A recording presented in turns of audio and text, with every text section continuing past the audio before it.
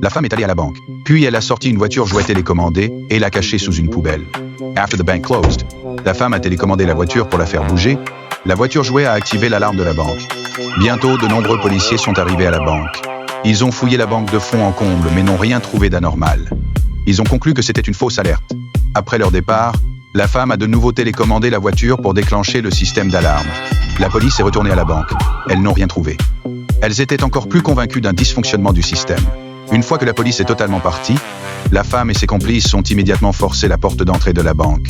Elles entrèrent dans le hall, déclenchant de nouveau l'alarme. Elles ont ouvert de force les portes de l'ascenseur et sont allées au coffre-fort. La police a reçu un nouvel appel d'alarme, et cette fois, le chef a dépêché 3 agents pour garder la banque, afin de faciliter leur opération. La femme a piraté le système de surveillance et remplacé le flux en direct. Ainsi, la police ne verrait rien d'insolite. Bientôt, la femme arriva au coffre-fort. L'un de ses complices a sorti un chalumeau et commença immédiatement à couper la porte. Un trou fut percé dans la porte.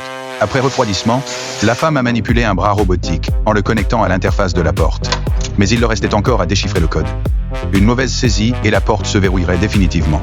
La femme était si nerveuse qu'elle transpirait abondamment. Finalement, ils ont réussi à déchiffrer le code.